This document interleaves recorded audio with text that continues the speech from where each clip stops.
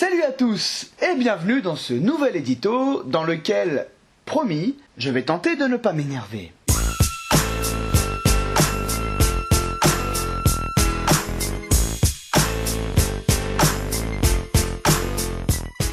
Les championnats du monde d'athlétisme battent leur plein à Londres en ce moment même.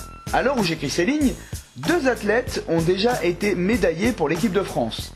Pierre-Ambroise Bosse sur 800 mètres avec une course de patron du CAC 40 et Renaud Lavillenie qui continue à engranger des médailles internationales dans le plus grand des calmes. Donc ça fait 2 médailles. Si on rajoute à cela les 6 places de finalistes pour Vico, Mekissi, Darien, Chapelle, Kowal et Tavernier, les suiveurs de l'athlétisme savent que ce sont des championnats globalement corrects pour un milieu de semaine. Oui mais voilà, avec l'avènement des réseaux sociaux et les sections commentaires des sites sportifs, n'importe quel pégu qui regarde de l'athlétisme à la télé pour la première et seule fois de l'année, car c'est diffusé gratuitement en prime time, en semaine, et qu'il est en vacances comme un Français sur 2 en ce moment, et qu'en plus, y a pas trop de football à la téloche, se dit, tiens, je vais donner mon avis sur ce sport. Après tout, les mecs, ils font que courir et sauter, hein, moi aussi je sais le faire.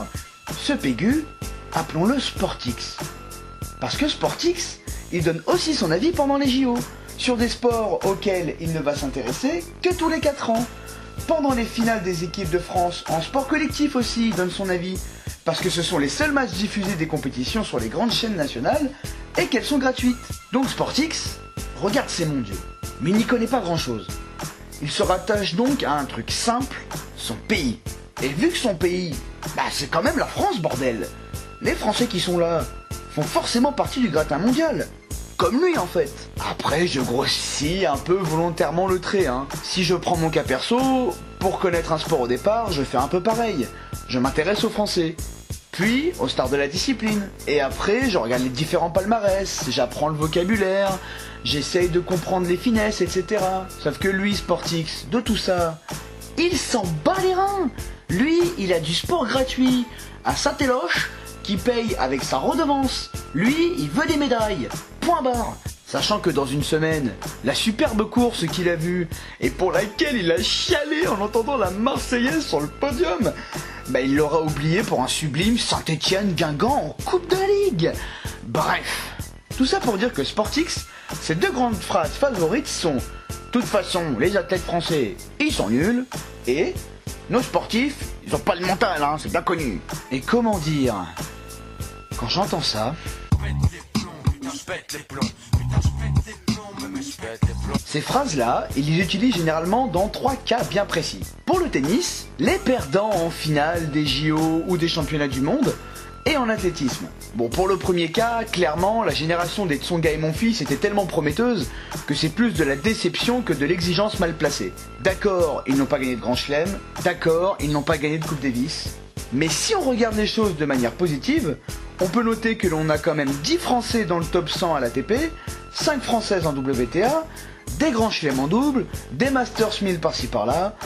Donc en gros, c'est du 50-50 pour la balle jaune. Ou plutôt du 41. Désolé. Pour les perdants en finale, c'est simple. Sportix n'a pas vu tout le parcours de l'équipe avant la finale.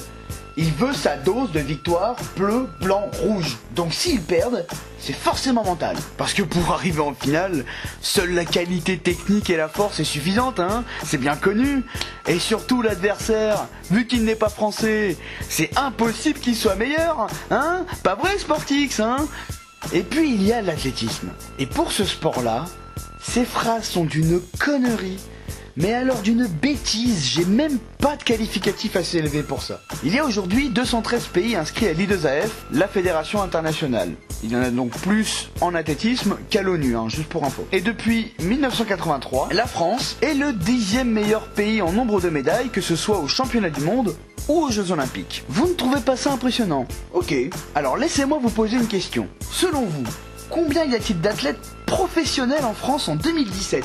Je vous laisse le temps d'un petit interlude musical d'une dizaine de secondes pour répondre. The beat starts here.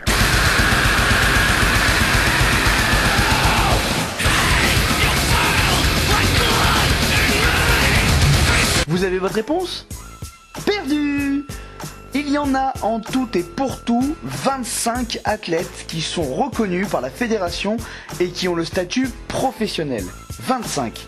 C'est-à-dire qu'il y a moins d'athlètes professionnels dans tout l'Hexagone que des joueurs professionnels dans une équipe de Pro D2 comme Dax par exemple. Sachant qu'en tout, il y a 235 athlètes de haut niveau reconnus par le ministère des Sports dans le sport roi. C'est-à-dire que seulement 10% des athlètes français qui concourent dans des compétitions nationales et internationales pour représenter la France à différents niveaux font cela pour gagner leur vie. 10% des athlètes de haut niveau. Sachant que comme tout sportif de haut niveau, le non professionnel doit se coltiner ses 5 séances d'entraînement par semaine, doit avoir une alimentation calculée au milligramme près et un investissement de tous les instants. Juste pour vous donner un exemple, Garfield Darien, qui rate la médaille pour 2 petits centièmes cette semaine au 110 mètres haies à Londres, n'est pas dans cette liste. Alors dire que ce dernier n'a pas de mental, par exemple, alors qu'il n'est même pas professionnel, ça veut dire qu'il a quand même un métier à assumer le mec derrière, hein. En plus de tout le reste, relève, comme je le disais auparavant, de la connerie. Et dites-vous que le professionnalisme en athlétisme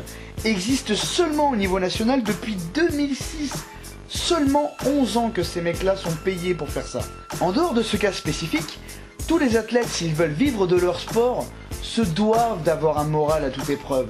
Cette phrase n'a aucun sens. Faire partie de cette caste n'est pas donné au commun des mortels. Vous pouvez penser que je déifie ces gens-là exagérément, mais je ne dis qu'une évidence. Qui parmi vous serait prêt à faire ne serait-ce que la moitié de leurs efforts quotidiens, en sachant pertinemment que sur une course ou un concours, le jour J, une personne moins forte que vous, mais dans la forme de sa vie, peut vous battre. Vous pouvez me répondre que l'on parle ici que du haut du panier, ou des moments cruciaux dans les grands événements, mais en athlée, je ne connais pas une seule légende moderne qui ne s'est jamais fait battre. Quelques exemples concrets.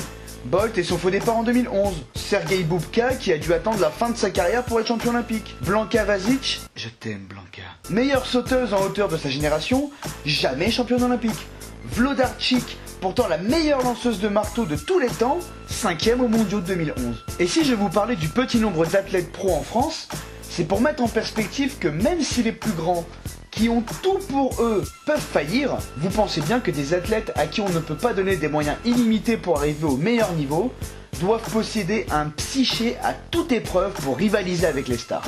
En comparaison, il y a presque 250 professionnels aux États-Unis, auxquels il faut ajouter des universitaires, athlètes de haut niveau également, de moins de 23 ans, qui ont un niveau semblable aux Européens et qui ne sont pas rémunérés pour cela. Ces universitaires qui fréquentent les pros toute la saison, une fois leurs études terminées, peuvent passer la vitesse supérieure et donc intégrer le professionnalisme. En France, ce vivier existe, mais il n'existe pas une telle organisation pour les amener vers les sommets. Dans d'autres pays, les fédérations ont des moyens très importants ou se concentrent sur certaines disciplines pour favoriser les médailles. Mais on y viendra après. Maintenant, passons à la qualité de nos athlètes. Et le fameux « de toute façon, nos athlètes français, ils sont mauvais ». Faisons le tour des records mondiaux actuels et voyons combien il y en a par pays et dans quel domaine pour tous les pays qui en possèdent plusieurs. Hommes et femmes confondus pour les disciplines olympiques. Alors, nous avons tout d'abord 2 records pour la République tchèque, au javelot masculin et au 800 mètres féminin, 3 records pour la Jamaïque grâce à un homme et un seul, Usain Bolt, 3 pour le Kenya en fond et demi-fond, 5 pour l'Éthiopie uniquement en course de fond et en longue distance, 6 pour la Russie et l'URSS. Bon, j'ai rassemblé un peu les 2 pays sous une même bannière pour me faciliter la tâche. Et puis parce que les 2 contrées ont un petit point commun récemment, le dopage. Et enfin, tout en haut de la pyramide, évidemment, 11 records pour les États-Unis, toutes disciplines confondues. Et là, vous vous rendez compte de l'adversité pour arriver au sommet. Parce que dans chaque discipline où vous vous lancez, il y aura forcément un athlète du plus grand pays de sport au monde, les États-Unis, qui sera présent. Et il sera compétitif, parce que les Américains mettent toujours quelqu'un de compétitif. Et comme vous l'avez vu juste avant, certaines nations sont spécialisées dans certains domaines, et sont les meilleures depuis des décennies. En fond et demi-fond par exemple, le Kenya et l'Éthiopie sont 2 écoles dominantes. En lancer, vous avez les pays de l'Europe de l'Est. En saut, les pays d'Amérique latine et les Caraïbes. Bon, et puis vous avez les Russes, qui sont un cas particulier, comme je l'ai dit. Et malgré ces nations dominantes, nous avons 2 meilleures performances mondiales de tous les temps, messieurs dames. Renaud Lavilloni en saut à la perche, et Johan Diniz en 50 km marche. tant au niveau de la concurrence que du fait qu'en France, c'est une lutte de tous les instants pour arriver au sommet, si on regarde froidement la condition de nos athlètes dans notre pays, ils n'ont pas le respect qu'ils méritent. En dehors des 25 précédemment cités, ils ne sont pas soutenus. Ils doivent trouver un employeur capable de s'adapter à leur planning. Ils doivent aussi trouver des sponsors qui veulent bien investir dans des sportifs qui ne sont pas mis en valeur par leur fédération. Ces sponsors d'ailleurs, pour la plupart du temps, ne les payent pas. Ils leur payent juste une tenue de sportifs de haut niveau, tout simplement. Et malgré tout cela, les Français ramènent des médailles à tous les mondiaux et les JO. Bon, sauf en 83 et 93 pour les mondes et en 2000 où il y a eu un 0 pointé. De plus, le grand public ne s'intéresse à eux que pour les grandes compétitions. Il n'a pas conscience de tout ce qui se trame. Nous sommes un pays de sportifs sans réelle culture du sport. C'est pour cela qu'un paquet de sportifs rôde tout autour de nous, sur nos canapés, dans nos bars et même dans nos tribunes. Nous consommons beaucoup de sport en tant que spectateurs, mais les clubs de sport perdent des licenciés d'année en année dans tous les sports. Et les subventions des communes, qui perdent du budget tous les ans, répercutent cette perte le plus souvent sur les associations sportives. Alors, quand Sportix balance sans vergogne « De toute façon, nos athlètes sont nuls », je pense tout simplement qu'il ne se rend pas compte du chemin de croix parcouru par ces femmes, ces hommes, pour arriver à regarder droit dans les yeux les meilleurs mondiaux. Il ne se rend pas compte dans son transat avec sa binouse à la main que l'on compense nos manques de moyens par un savoir-faire et une technique au-dessus de la norme qui gomme les différences avec les plus grands. Qu'on ne se méprenne pas, je sais très bien que l'on vit largement mieux en France que dans la majorité des pays dans le monde. Mais je trouve que pour la 7e puissance mondiale, la France ne mérite pas ses champions en athlétisme. Un dernier exemple pour la route. Notre demi-finaliste du 400 mètres à Londres, Mamadou Kassane, se trouve dans une situation de précarité extrême. Sénégalais de naissance, naturalisé français car excellent coureur, fier de représenter pour notre pays, il n'a pour seule source de revenus que les cachets des meetings. Et croyez-moi, c'est pas bien épais. Je vous le répète donc, la France ne mérite pas ses champions. Et ce n'est pas un cas isolé. Nombre d'athlètes sont obligés de se mettre dans des situations instables pour se laisser une chance de réussir. Juste une chance. Alors mon cher Sportix, la prochaine fois que ce genre d'idiotie te passe par la tête, ferme-la. Pense à Mamad, aux autres athlètes, lève ton derche et va filer un coup de main au club de sport près de chez toi bénévolement. Pour permettre peut-être aux futurs sportifs de chez toi de pouvoir exprimer son talent au maximum. Cet édito a pour but de vous faire prendre conscience d'une chose.